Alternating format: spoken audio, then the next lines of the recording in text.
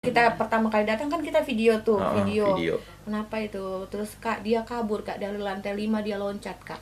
Kasihan. Untuk dia pengen pulang gitu loh. Lantai 5 patah semuanya. Patah lah. Karena memang lari ya, jadi akhirnya Iya. lompat ya. Ada juga katanya yang sempat Di-strum. di-strum akhirnya Sampai jadi gila. Jadi gila ya. Iya. Luar biasa sana siksaannya ya. Ya itu saya belum sih untuk warga Minahasanya saya sendiri belum ada ya belum pernah ketemu korban warga Minahasa yang di-strum yang Iya, di-strum jadi iya. gila gitu loh. Hanya memang kalau di-strum iya. Oke. Tapi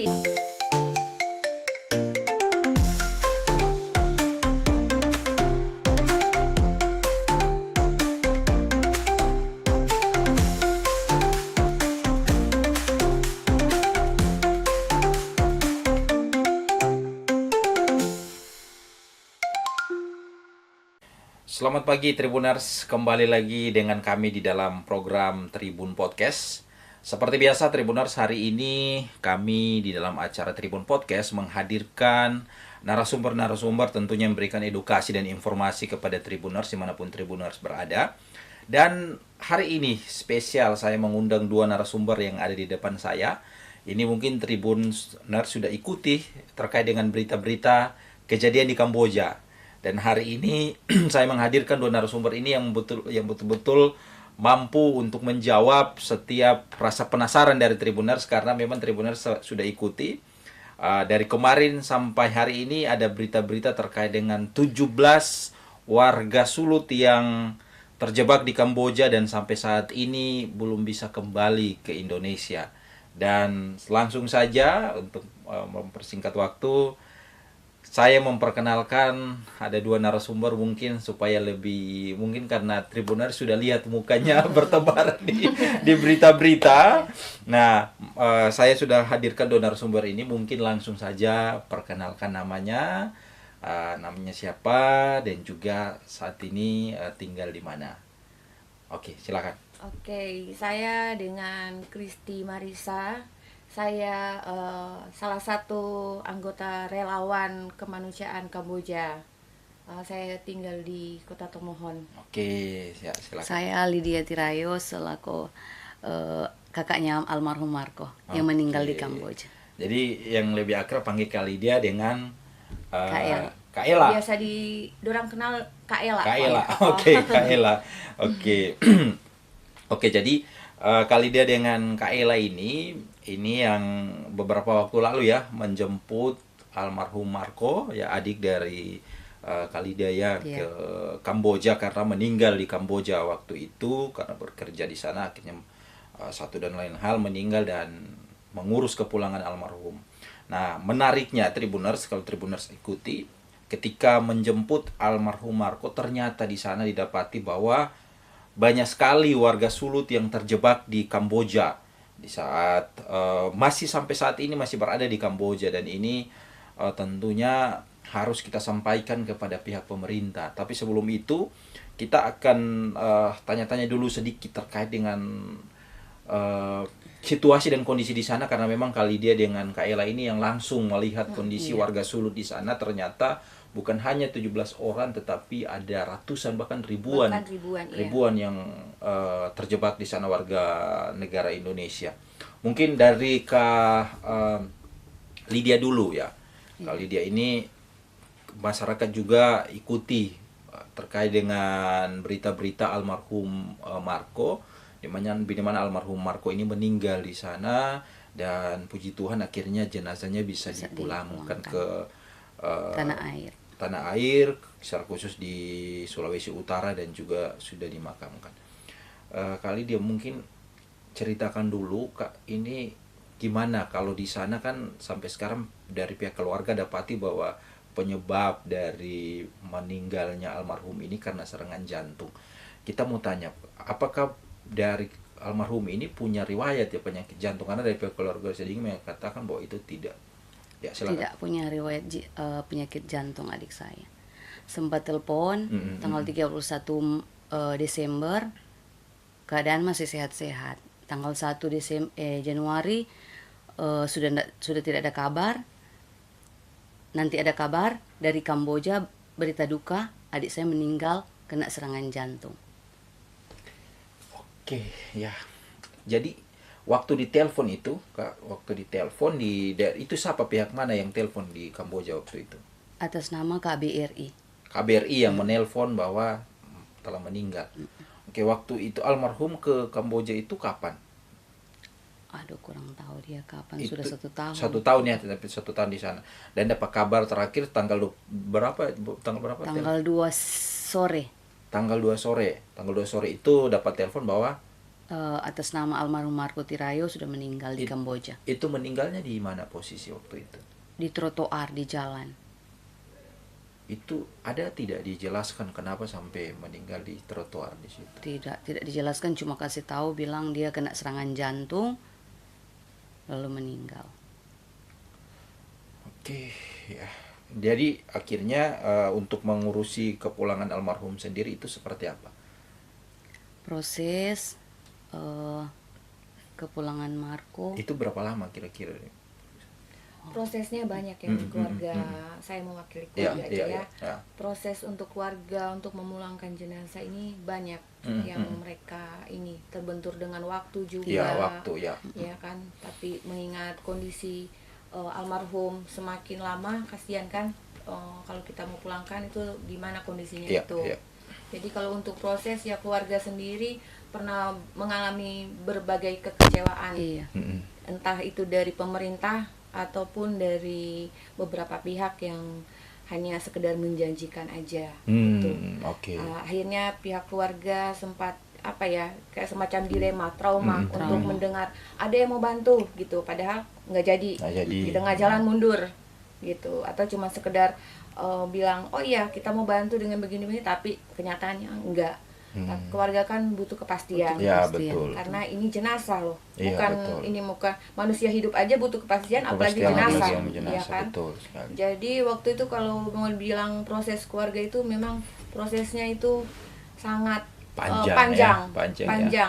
Sempat keluarga ini menyerah, Iya. sempat bilang yang mana sana saya pernah komunikasi sama Lydia, iya. saya bilang Lydia gimana, dia bilang biar aja kalau misalnya memang karena mereka nggak berdaya, karena segala usaha mereka buat tapi hasilnya nihil gitu loh.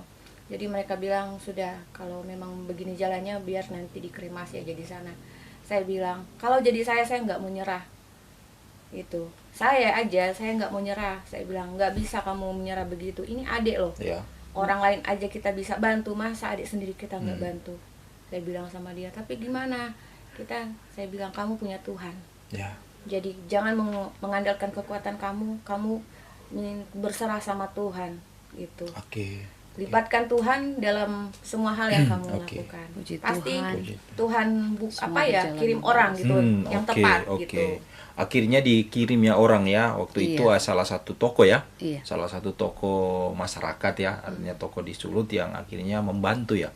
Untuk biayanya berapa waktu itu untuk memulangkan itu? Waktu itu dari penitipan jenazah di Kamboja minta $8.500. Itu kalau dirupiahkan itu sekitar Sekitar 130 jutaan. 100 sekitar begitu Iya, ya. iya. Itu untuk mau kasih Pulang.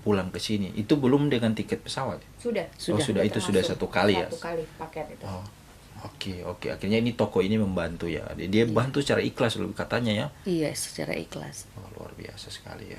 Oke. Akhirnya bisa dipulangkan dan dipulangkan di sini. Oke.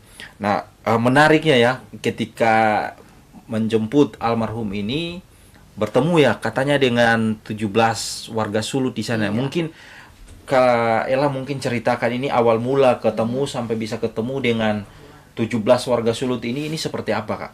Jadi sebenarnya saya sendiri nggak tahu ya. Ya. Saya memang dengar banyak yang kerja di sana, tapi untuk bertemu sama mereka sendiri saya belum ketemu karena beberapa juga teman saya ada yang di sana gitu. Iya, loh. iya. Tapi saya nggak ketemu mereka, saya hanya lihat-lihat dari postingan mereka di Kamboja di sini. Nah waktu itu pas kita sampai itu kita kan fokusnya memang di almarhum Marco. Ya. Jadi pada saat kita sampai itu, nah kebetulan sebelum kita ke Kamboja ada salah satu keluarga ini yang lebih dekat dengan Lydia, dia menitipkan obat untuk anaknya yang di sana. Oke. Gitu. Jadi Lydia menghubungi, pas sampai sana Lydia menghubungi anaknya itu, di mana mau bawa obat ini di mana. Terus kita cari tempat yang strategis buat untuk ini. ketemu. Jadi ya. dia bilangnya di KBRI aja katanya. Kita ke KBRI waktu itu. Depan KBRI. Depan KBRI malam itu waktu kita karena kita sampai kan udah sore. Iya. Kita malam. Iya. Malam kita ke sana. Saya karena di depan KBRI itu kan ada taman. Iya. Taman. Kita berdua jalan, terus di depan KBRI ada rumah kayak bukan rumah, pohon. Itu ada beringin. pohon yang di video itu ada pohon beringin gitu ya, ya. Itu terus Kasihan saya bilang mereka gini, berteduh di situ. saya sama Lydia masih jauh lihat-lihat mereka, loh banyak orang ini gitu loh, ngapain ini? Kita pikir mereka cuman ya karena di situ kan banyak spots buat foto-foto di situ gitu. ya. Oke, terus kita samperin ketemu dengan tuh, terus kita tanya, ngapain kamu di sini malam-malam? Loh kita di sini memang. Loh kenapa di sini? Ya nggak ada uang katanya buat bayar hotel. Hah? Nggak ada uang buat bayar hotel? Ceritanya gimana? Ya namanya katanya kalau biasanya mereka kabur dari perusahaan itu, ya perusahaan kayak menelantarkan gitu. Ada salah satunya mereset HP mereka sampai lost contact gitu, apa segala macam gitu. Beda-beda lah semuanya. Tapi intinya mereka di situ gitu loh, mereka ada di situ. Terus saya bilang, loh kalau di sini kan bukannya nanti ada polisi atau apa nanti, ya sudah resiko, yang penting kata sudah aman dari perusahaan, sudah gitu. keluar dari perusahaan gitu. Jadi tapi kalau di depan KBRI kan mereka mungkin rasa aman gitu ya kan. Kita sama Lydia sempat percaya nggak percaya gitu loh, karena orang tahu kan kerja di sana ya. Iya. Kita bilang kenapa bukannya kerja kok kenapa jadi di sini? Iya. Terus kata mereka, ya orang nggak ini dengan pekerjaannya gitu loh. Pekerjaannya kita wawancara mereka. Wawancara ya, kita sempat lihat itu di video ya. Tanya gitu loh. Penasaran kan? Ya dia bilang, mereka sampai bilang kenapa datang katanya di sini. Oh kiranya mau cari kerja. Iya dikiranya mau cari kerja. Kenapa datang? Dan orang susah mau pulang, bagaimana kakak sudah datang? Mau tak pulang ya sudah. Enggak, orang datang ini karena mau mengurus jenazah Marco gitu. Oh iya nak apa begitu kata mereka. Pikir kata mau cari kerja atau bagaimana, dan orang menyesal. Cuman kan semuanya itu orang bilang itu orang nggak mau begini kalau tahu dari awal ya kan gitu. Oke. Nah akhirnya ketemu ini dengan mereka. Ini alasannya ini lari dari perusahaan ya? Bermacam-macam. Ini yang 17 warga ini yang ini bukan cuma 17 ternyata. Lebih dari 17. Tapi yang masuk data di kita itu yang memang warga Sulut itu 17 orang yang memang betul-betul kabur dari perusahaan ya. Iya, kabur. Nah, ini yang 17 ini apakah mereka ini satu perusahaan? Beda-beda perusahaan. Oh, beda-beda perusahaan ya. Jadi begini, saya baca-baca komen kemarin dari Tribun kan. Memang kalau komentar begitu netizen banyak pro dan kontra. Ya pasti ada pro dan kontra. Menurut saya bukannya nggak ini, cuman untuk saat ini janganlah kita membuli mereka. Iya kan? Kita itu maksudnya itu mudah-mudahan nggak akan terjadi sama keluarga kita. Ya, betul sekali, betul. Iya kan? Karena posisi mereka ke sana juga itu bukan atas dasar kemauan mereka. Maksudnya, udah tahu-tahu di berita seperti ini, gue nih masih mau pergi ke sana. Enggak, semua orang mencoba keberuntungannya masing-masing. Betul sekali, betul ya kan? Itu penting. Karena di sana Kamboja ada yang beruntung dapat perusahaan yang bagus. Mereka bagus dengan ikut aturan-aturan yang ini. Tapi ada perusahaan yang hanya nggak hanya kayak dibilang pandang enteng gitu loh. Jadi mereka maunya target nggak dapat, kena ini kena itu, sanksi gitu. Oke, jadi ada memang perusahaan yang bagus di sana ya, ada warga Sulut memang berhasil di sana ya. Iya ada, memang di ini contohnya almarhum Marco. Almarhum Marco ini kan sudah pergi terus balik, artinya dia bagus dong di perusahaan itu. Tapi karena dia mungkin dia mau pindah atau bagaimana, pindah perusahaan sebelahnya lain. Karena kan kita nggak tahu gitu loh. Kita nggak tahu kalau di perusahaan nanti sebelahnya itu gimana kita perkembangannya, iya kan? Jadi kalau buat saya sih ya nggak apa-apa, wajar berkomentar, ya kan? Tapi kita harus tahu juga, karena itu kalau dibalikan ke kita gimana, Betul posisinya. sekali, iya, Iya betul. kan? Kalau komentar, aturan mau komentarnya yang lebih baik, yang positif, yang memberi semangat, Iya. iya kan? Mendukung yang supaya mendukung mereka aja. pulang. Mau bagaimana, nggak usah bantu dengan materi, hanya dengan doa, Doa, ya, aja, betul iya sekali. kan? Oke. Itu aja sih kalau saya bilang. Oke. Eh, Kak, dari hasil wawancara yang kita juga sempat lihat yang viral ya di video-video itu, sebenarnya ini mereka ini dari 17 orang ya, dari kisah mereka menceritakan ini sebenarnya ini kerjanya itu seperti apa di sana dan kenapa akhirnya tertarik untuk kerja di Kamboja. Iming gaji Ini kan besar. beda-beda semuanya, Ah, ah. dengan masalah yang beda-beda juga. Tapi rata-rata mereka ke sana karena ingin merubah hidup, ya kan, dengan gaji yang dibilang lumayan lah buat mereka gitu. Juga dengan janji-janji yang manis-manis di sana. Apa janjinya gitu. Waktu itu ya di sana mereka bilang dikasih kerja, yang perusahaan yang saya tahu Ya, ya. itu sekitar $900. Nanti ada biaya juga kayak Bonus bonus. ya. Tidak ada aturan-aturan kerja, hanya duduk di depan komputer tinggal taktik-taktik aja, tangan gitu aja menurut mereka. Jadi terus tidak harus ada pengalaman. Itu yang membuat lebih tergiur kan. Kalau di sini kan mau kerja harus ada pengalaman, harus berpenampilan cantik, harus umur. Banyak sekali Iya, aturannya kan. Iya, banyak sekali. Itulah faktor yang sebenarnya banyak warga, semuanya warga Indonesia yang memilih kerja di luar itu, yaitu karena di Indonesia sendiri harus membutuhkan pengalaman-pengalaman sendiri gitu loh. Tapi negara yang lebih canggih dari Indonesia justru kalau mau ke sana, mau kerja, yang penting dia ada skill, yang penting ada kemauan, pasti bisa, iya kan? Betul sekali. Iya, itu aja sih itu gitu. Sampai mereka tergiur ke Tergiur sana. ya. Heeh. Akhirnya sampai di sana kerja mereka apa dah? Mereka ceritakan seperti apa? Untuk Kak? 1-2 bulan itu masih yang manis-manis gitu loh. Itu Untuk kerjanya 3 seperti bulan. apa? Iya. Cuman sekedar, kalau scam itu menipu kan. Scam. Ya, Yes, kalau scam itu rata-rata itu menipu. korbannya itu semua scam gitu loh. Scam. Heeh. Jadi mereka disuruh untuk apa ya, cari orang buat mereka tipu gitu loh. Tipu lewat Lewat apa ya? aplikasi ya. Jadi Aplikasi itu, aplikasi judi ya ini ya. Lebih tepatnya. Judi. Kalau lagi. kalau judi kayaknya lain ya. Cuman itu kayak semacam gimana ya, menipu-nipu gitu loh. Seperti yang Kak sempat baku telepon itu ya. Oh, katanya anaknya meninggal begitu ya? Atau bukan? Oh bukan, itu kayak dia penebusan untuk dia kalau keluarga. Jadi Nggak gini, mampu kalau menjual. mereka kayak dia nggak mau kerja, karena mungkin kan mau kerja kan ada tekanan ya kan. Jadi dia dikurung gitu. Kayak kemarin saya sempat dapat telepon dari Tondano, minta tolong suaminya, kasihan ini orang mesti bayar sekitar 42 jutaan gitu, 42 juta untuk menebus suami supaya bisa pulang. Jadi Oke, gitu. jadi begini, perusahaan ini rekrut, terus diberikan pekerjaan, artinya pekerja dipaksa lah ini karena Iya, iya. kalau tidak bisa kerja, akhirnya dijual. Kalau Kalau mereka nggak lihat target. Tidak sampai target. Iya, kinerja kerjanya. Kalau dilihat kinerja kerjanya bagus, maksudnya ada Pemasukan ke perusahaan. mereka untuk saat itu kan nanti ada tekanan-tekanan kan.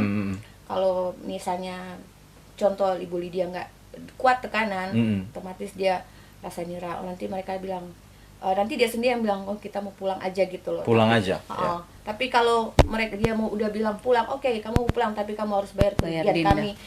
kami urus kalian paspor, tiket, kamu harus bayar itu, gitu loh. Itulah yang disebut denda. denda. Jadi kalau sistem di sana kepala tukar kepala. Itu akhirnya di telepon keluarga, Iya. harus kirim sekian dan harus kalau mau kirim pulang. Dan rupanya kalau yang tadi kemarin di telepon itu, dia ngakunya kan, oh suaminya ada di ruangan. Saya bilang saya itu Video ngaku call. sebagai adik. Saya bilang, oke, saya mau ngirim uang, tapi saya mau lihat dulu keadaannya bagaimana. Mereka tidak bisa, tapi mereka hanya telepon keluarga gitu loh. Yang ini dari pihak agen telepon keluarga, karena mereka tahu mereka yang bisa nekan keluarga kan.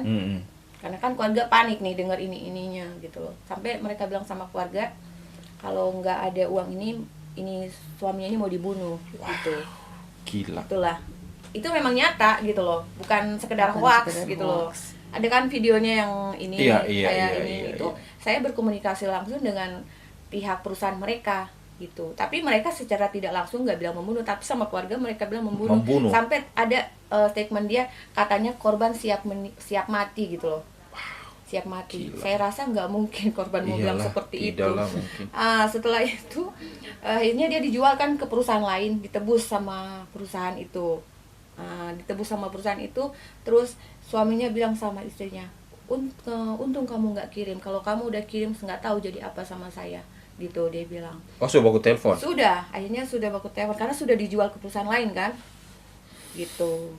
Ini yang korbannya warga apa ya? Warga Tondano. Iya. Jadi perdagangan manusia juga ya di situ, artinya jual menjual di situ ya. Kalau sistem di sana kan perusahaan di sana, kalau dia target, kalau misalnya dia ada denda di sini nggak menguntungkan, dilelang di perusahaan itu. Nah, perusahaan mana yang mau beli dia? Kalau nggak ada perusahaan-perusahaan ini yang ini mau beli, terpaksa dia diasingkan di perbatasan. Itu ada satu perusahaan yang ditaruh di situ semuanya, yang memang itu.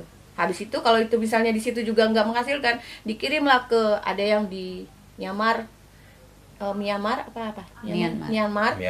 ada yang di Vietnam. Nah, yang mereka takuti yang pekerja di sana, kalau mereka udah dikirim sana, karena menurut mereka di sana itu perusahaannya bukan perusahaan scam, tapi jual organ. Iya. Gitu. Ya, itu takutnya ya. Dan itu kita ngomong karena kita ini, mereka yang kerja di situ, mereka yang ngomong gitu loh. Apalagi yang masih dalam perusahaan gitu loh, mereka selalu kontak-kontak, Kak, tolong dong gimana Kak. Saya bilang coba kamu hotline KBRI. Kita sudah ke hotline KBRI, PWNI, saya bilang PWNI. Sudah Kak, cuman katanya responnya ini ya, menunggu. Cuman kan sampai kapan? Sampai mereka meninggal baru dievakuasi. Gila ya. Oke, jadi waktu ketemu ya Kak di sana, Kak juga kita lihat sempat makan-makan ya dengan orang ya di hotel itu ya. Kita panggil makan karena dengar kata mereka nggak ada uang. Nggak ada uang gitu loh, nggak ada uang untuk beli makan. Masa iya kita Kak bertahan hidup di sini, kemarin memang ada uang, tapi karena menunggu proses pemulangan terlalu lama, mereka kan pakai itu biaya-biaya itu gitu loh. Sampai kehabisan dana. Karena gini loh, karena semuanya itu nggak tahu prosesnya akan sampai berapa lama selesai. Itu yang menjadi kendala mereka. Kalau mereka tahu prosesnya 3 hari, jadi keluarga bisa target 3 hari, oke lah cari duit pinjaman. Tapi ini ada yang udah gali lubang tutup lubang gitu loh, karena mereka belum tahu kepastiannya kapan pulangnya. Ada yang udah buang habis-habisan, nggak taunya belum pulang, nggak taunya dia malah overstay nggak langsung dipulangkan kan itu. Iya, ada proses juga. Ada proses juga di situ. Jadi ya itulah kendala-kendalanya. Nah, ini juga yang Kak Lida sempat sampaikan ke Kak Ella dan Kak Lida juga ya, kita lihat video dan foto di situasi di depan KBRI itu kan banyak ya yang terkumpul. Dari situ juga ada warga Sulut. Katanya kalau tidak sampai target penjualan itu dipukul dan disetrum ya. Iya. Itu gimana ceritanya? Itu benar? Jadi itu berbeda-beda. Jadi ada satu perusahaan yang memang kalau nggak mencapai target dia dipukulin, dialami siksaan. Ada juga yang kalau misalnya dia ketahuan melapor, dia dipukulin. Nah ini 17 ini, dari 17 ini ada salah satu yang sekarang ditahan di imigrasi. Dia sudah mengalami yang strom gitu. Dia mengalami. Kasihan kan, kalau ya kita yang lihat langsung aja kayaknya prihatin. Gimana masa masyarakat ataupun pemerintah daerah masa nggak kasihan gitu. Ya, betul. Ada juga yang di kursi roda ya, kita sempat lihat ada yang di kursi roda. Waktu kita pertama kali datang kan kita video. Video. Kenapa itu? Terus Kak dia kabur Kak dari lantai 5, dia loncat Kak. Kasihan. Untuk dia pengen pulang gitu loh. Lantai 5 patah semuanya. Patah lah. Karena memang lari ya, jadi akhirnya lompat ya. Ada juga katanya yang sempat di-strum akhirnya sampai jadi gila ya. Iya. Luar biasa sana siksaannya ya. Ya itu saya belum sih untuk warga Minahasanya saya sendiri belum belum pernah ketemu korban warga Minahasa yang di-strum di-strum jadi gila gitu loh. Hanya memang kalau di-strum iya. Tapi yang itu korban warga Indonesia. Dia di-strum sampai itu ada videonya dia sampai kayak gimana ya, linglung gitu loh. Bingung. Karena udah kita tanya, kenapa dia bisa di-strum? Depresi. Ya itulah Bu, dia katanya keseringan di-strum, jadi begitulah kami yang ngadepin gitu. Jadi kita sebagai ada naluri kemanusiaan kan, kita pasti aduh kok sampai begini gitu loh. Itu yang kita sangat-sangat menyayangkan gitu loh. Oke. Jadi kali dia berapa lama di sana waktu dari berangkat di sini sampai di prosesnya itu berapa lama di sana di 2 Kamboja? minggu. 2 minggu. 2 minggu di Kamboja. Kita menargetkan sebenarnya cuma berapa hari, kita cuma 4 hari lah di sana. Tapi kena libur. Terhubung dengan libur Imlek. Oh ya, Imlek waktu Jadi itu. prosesnya panjang karena itu. Kami Sabtu Sabtu Minggu Sabtu tidak Minggu beroperasi. tidak dorang. beroperasi. Oke, jadi akhirnya nanti menunggu itu baru bisa dipulangkan ya. Oke. Saat ini di sana ya, ini masih ada komunikasi tidak dengan 17? Masih. Selalu komunikasi dengan saya. Jadi kami bikin satu grup. Jadi kami bikin grup itu untuk memastikan semuanya aman gitu loh. Pantau mereka dalam grup gitu. Oke, jadi masih ada komunikasi. Nah, ada. Dari pihak keluarga di sini bagaimana respon ini? Dari mana-mana saja kalau yang pihak keluarga ini kan? Banyak Air Mandi di Manado, Ada Tondano. Ada itu Manado. terpencar-pencar, Itu. Tomohon, itu.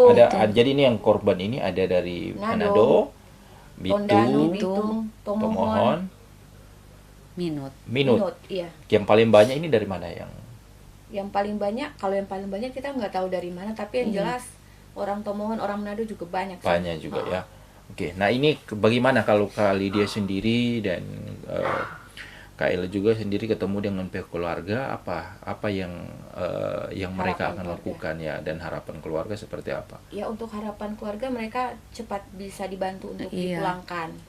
Karena biaya keluarga juga di semuanya keluarga yang kita temui itu kurang dalam biaya. Ya, kalau ada mampu kenapa ke Kamboja ya? Iya, itu. Jadi mereka karena biaya hidupnya di sana itu besar gitu loh, dan mereka nggak bisa pastikan anak mereka sampai kapan di sana. Itu saya bilang tadi, kalau bisa dipastikan misalnya cuma seminggu, keluarga bisa mungkin seminggu ini kita cari utang uang, gitu, iya, cari betul. utang, cari pinjaman untuk seminggu ini. Tapi ini kan Tidak tahu, tidak ada nggak pasti tahu, yang nggak pulang pasti kapan. kapan pulangnya karena prosesnya panjang. Iya, proses. Jenazah saya mau pulangkan itu sudah ada uang itu, tapi masih butuh proses.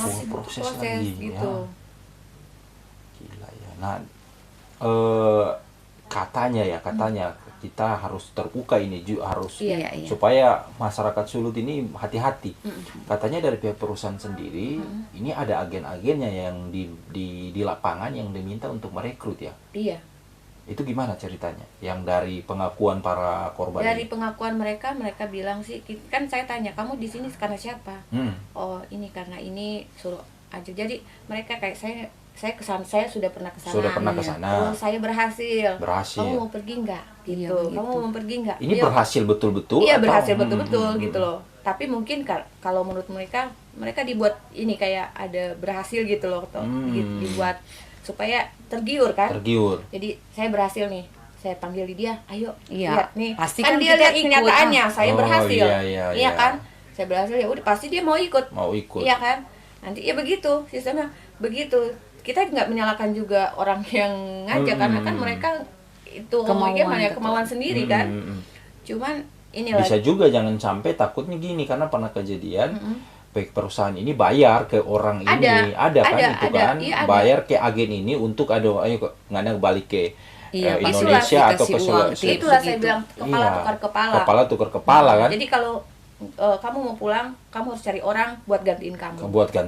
Bisa gitu. juga seperti itu takutnya. Nah, kita kasih bonus aja, ini kasih uang ke Ngana, tapi Ngana ke sana dengan catatan harus cari orang untuk ganti Ngana di sini. Bisa juga ada begitu. Banyak begitu. Karena setiap perusahaan itu beda-beda kan aturannya. Makanya saya bilang ke sana itu bukan berarti mereka kenapa tahu-tahu udah begitu, kenapa masih pergi? Karena kan keberuntungan itu kita nggak ada yang tahu. Betul. Ya. Iya kan? Setiap orang berhak untuk mencoba. Apa salahnya di mereka mencoba gitu loh? Tidak tahu kan di depan seperti kalau memang apa. Kita tahu-tahu akan menjadi demikian. Tapi lebih baik tidak pergi. Tapi lebih baik nggak usah pergi. Ya, lewat informasi ini kan masyarakat sudah tahu, jangan coba-coba ya.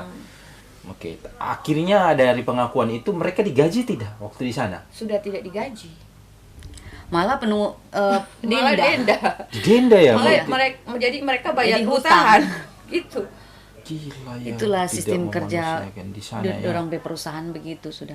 Ini berbuat scam ini ya. Itulah pemerintah KBRI selalu melarangkan gitu loh. Cuma gini loh, yang kita himbau sama pemerintah juga, kalau biarpun kita larang, tapi kalau sistem di sana meluaskan itu percuma. Iya. Jadi maksud kita itu Diperketat. kalau ada yang pendatang masuk Kamboja itu diperketat gitu loh. Entah dia kan kebanyakan mereka nggak langsung Kamboja, mereka lewat jalan Thailand. muter.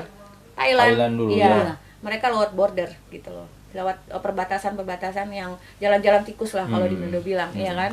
Ya situ sampai kenapa lolos. Dan nggak mungkin perusahaan itu nggak kerjasama sama imigrasi sana, ya kan? Pasti, Iya, takutnya ada gitu. kerjasama dengan imigrasi. Ada segok Kayaknya menggok. bisa juga itu, Iya. karena kayaknya berkas-berkas mereka kan diloloskan. Iya, Jadi berarti ada karena kerjasama. kalau Bisa kita diduga ya, aja diduga kemarin, ya ini ya. kita aja kemarin yang memang udah fix, maksudnya udah berkasnya udah lengkap semua masuk Kamboja itu susahnya setengah mati. Ini Iya. tertahan. Udah di bandara Kamboja, saya Tertahan. masuk. Ditahan. Ini tertahan. Dipersulitannya visa Dipersulitannya ini, padahal itu, di paspor sudah ada visa. Stem itu visa. Dia sampai mau nangis karena saya sudah di depan kan. Dia panggil, nggak masuk saya. Saya bilang nggak apa-apa, udah tenang aja, santai aja. Santai aja, Kalau nggak kelihatan takut mereka lebih gertak gitu ya. Akhirnya bisa. Akhirnya bisa. Ya maksudnya kita bilang loh, dipersulit apa lagi, sedangkan banyak ini komdan yang sudah periksa kita gitu loh, kenapa dipersulit lagi. Cuman udah pengalaman aja. Pengalaman iya, memang aduh repot aja kalau luar negeri itu. Makanya Kalau mereka masuk. bilang kita berdua ini kayak nganter nyawa ke sana. Karena banyak yang ke sana itu nggak pulang. pulang memang Nggak ya. pulang gitu loh. Beberapa kan akhirnya pulang sisa jenazah, salah satu ya. Iya. Itu yang diketahui, yang nggak Kita diketahui itu juga banyak banyak sebenarnya. juga ya Kita di waktu ke tempat jenazah aja, aduh, orang mana ini Mister? Hah? Orang Indonesia. Orang Dia aja Indonesia geleng-geleng kepala. Nah, kalau di sana dari kesaksian dan dari Kak Lydia dan juga Kak Ella lihat, ini ada sekitar ribuan ya di sana warga negara Indonesia ya, Yang terpencar ya. yang terpencar ya. Kalau di sana yang paling banyak itu dilihat itu dari mana saja? Yang paling banyak gimana? Di daerah mana? Kalau dari Ya, salah nanti satu kita- katanya Sulawesi Utara. Ya nanti kita bisa lihat dari KBRI, satu hari di KBRI itu menangani sekitar 40 yang masuk untuk melapor Yang masuk gitu loh. melapor. Yang misalnya lari dari perusahaan atau dia dikeluarin perusahaan gitu kan, banyak beda-beda mereka gitu. Nah, kadar 17 ini ada yang kabur, ada yang perusahaan karena ketahuan dia melapor, akhirnya perusahaan biarin itu semuanya itu, terus di reset HP-nya, dibiarin tengah jalan mereka cari jalan sendiri pulang gitu. Ini di KBRI berarti banyak ya orang di luar situ, katanya Banyak. sampai sudah tidak bisa menampung ya. Iya, Ih, enggak banyak. gini loh. Jadi kemarin kita bilang gini, kenapa kalian nggak didapat di dalam KBRI? Ya, gitu, kenapa ya tidak kan? di dalam? Memang mereka maunya sih di dalam KBRI supaya ada Lebih sedikit aman. aman gitu loh. Cuman ya kalau saya lihatin memang KBRI nggak bisa nampung gitu. Iya, Karena banyak Banyak. banyak sekali gitu sekali loh. memang ya. Oke, nah untuk upaya dari katanya mau ketemu ini pihak Iya, keluarga ya. Hari Sabtu kita mau ketemu dengan keluarga-keluarga. Nah ini Gitu. ketemu ini akan bahas apa rencananya? Untuk gimana caranya buat ini, apa yang akan kita upayakan untuk kepulangan mereka yang berusaha, karena dari 17 ini ada salah satu keluarga, itu keluarga orang Manado, keluarga Manado, mereka ada anak baby masih 2 Iya. bulan, Oh ada kecil di sana. ada Lahir anak di baby sana. lahir di sana 2 bulan, mereka ya dipersulit di imigrasinya, kepulangan mereka harus minta katanya kontrak kerja, iya, sedangkan kontrak mereka kerja. kerja scam itu nggak ada kontrak Nggak ada itu kontrak. ya kan, nggak mungkin mereka mendapatkan itu, Heeh. tapi dipersulit. Jadi kita hanya ini aja, kasihan aja yang babynya itu. Iya ya, ada ya. Suami istri juga ada di Suami sana. istri, iya, Suami istri memang. iya suami istri, Jadi kebanyakan di sana yang warga Sulut ini anak-anak muda ya, anak-anak atau muda, muda-muda. iya muda-muda. muda semua ya. 17 korban ini ada yang 19. Ada yang 19 19 tahun ya. Jadi di sana terlantar, nggak bisa pikir ya mereka sehari-hari. Makanya gini, nggak ada waktu kemarin makan. beberapa wartawan pernah wawancarai, terus kita bilang emang nggak ada wartawan apa di sana yang bisa liput Meliput. apa, lihat sendiri lah. Kalian yang lihat sendiri, nggak usah tanya kita. Kondisi Kalian keadaan diam-diam di ke sana sana. terus kalian lihat sendiri. Bener nggak omongan kita? Gitu loh. Ya, ya. Nah nanti kalian bisa mungkin terbuka mata hati kalian gitu loh. Oh kita nggak ada, cuman ada gitu. Mereka sih bilang begitu. Cuman kalau saya sih kalau saya punya stasiun TV, saya utus salah satu gitu loh, untuk lihat gitu loh. Apa memang benar, DP gini-gini, kondisi ya kan? menderita di sananya, terlantar seperti itu. Kasihan, Malamnya, kadang malam gimana satu hari mereka? Makanya cuma satu kemarin kali mereka makan. sempat tanya, Ibu, ini sampai berapa lama prosesnya di sini? Udah mau masuk angin kita ini. Kasihan. Karena di luar tuh bilang sabar. Saya bilang sabar ya. Iya. bilang Ini masih ada komunikasi sampai saat ini. Ada. Mereka tahu ada ke podcast ini. ada, mereka dukung kayak Ibu supaya katanya tahu gitu loh. Mereka tahu kita kesini. Oke. Ya, bagus kalau ada komunikasi dengan mereka ya. Cuma ya ini Ada terbatas. komunikasi. Ada ya, Stepan. Setiap saat, pokoknya setiap saat mereka, saya tanya di mana, aman, udah makan, ya inilah 3 nasi bagi kita 9 atau bagi berapa. Gitu. Kasih. Tapi mereka sudah aman, artinya sudah di luar perusahaan ya, sudah di Sudah. depan KBRI situ ya. Iya. Hmm. Tapi kalau saya sih bilang aman, tapi menurut mereka belum aman, Belum karena kan aman, masih masih- ada yang cari-cari di depan KB itu, agen-agen tuh kadang mondar-mandir lihat. Ya sewaktu-waktu mereka lengah, mereka diculik. culik, Iya. ya itu kan, gitu loh. Tapi ya tidak ada apa dari pihak KBRI sendiri enggak penjamin itu menjaga atau apa? Ya kalau dari KBRI mungkin ya mereka kan cuman di sana itu cuman sekedar untuk pengurusan SPLP, iya kan. Jadi waktu itu kita sempat tanya sih, Pak, ini mereka ngapain di luar itu? Oh, mereka pengurusan SPLP gitu loh. Jadi mereka ngantri. Memang kalau untuk pengurusan itu kan karena petugas-petugas KBRI itu sedikit, jadi itu kayak kloter gitu loh. Dia itu pengurusannya itu kan, makanya itu prosesnya lama. Karena nggak satu kali KBRI harus Urus gitu. semua ya. Iya. Ya, oke. Nah, dari pengalaman Kak Lydia sendiri, apa yang ingin disampaikan kepada pemerintah dan juga kepada masyarakat yang mungkin punya rencana ini? Karena ada yang kita lihat di komen-komen mereka mulai tandai-tandai, ada yang mulai rencana-rencana ancang-ancang Lebih baik jangan lah. mau ke sana. Mungkin apa yang ingin disampaikan? Kami keluarga menyampaikan lebih baik jangan ke sana iming-iming gaji besar, supaya tidak terjadi hal yang seperti kita alami keluarga meninggal adik saya di Kamboja. Oke, pesan ke pemerintah ada tidak? Pesan pemerintah tolong bantu yang anak-anak di Kamboja supaya bisa pulang dengan sehat. Oke, nah kalau dari Kak Lydia sendiri selaku Kak Kristi Kak Ella sendiri selaku relawan kemanusiaan untuk Kamboja, apa yang ingin disampaikan kepada masyarakat dan juga kepada pemerintah? Silakan. Kalau untuk masyarakat, saya menghimbau karena kita udah ada di medannya, kita tahu juga jelas. Jadi kita cuman bilang lebih baik jangan pergi. Karena kalau udah di sana Susah pulang. Jangan bilang, "Oh, nggak begini, nggak begitu." Belum sekarang, nanti gitu loh. Jadi kita cuman bilang ya kalau bisa, karena nggak semua orang beruntung. Nggak semua orang dapat perusahaan yang beruntung. Kalau dia perusahaan yang beruntung, otomatis oke, dia aman-aman di sana. Tapi kalau dia nggak beruntung, kasihan. Terjebak di sana kasihan. Untung-untungan kalau kalian keluarga mampu. Kalau yang tidak kayak mampu, mereka kasihan. nggak mampu.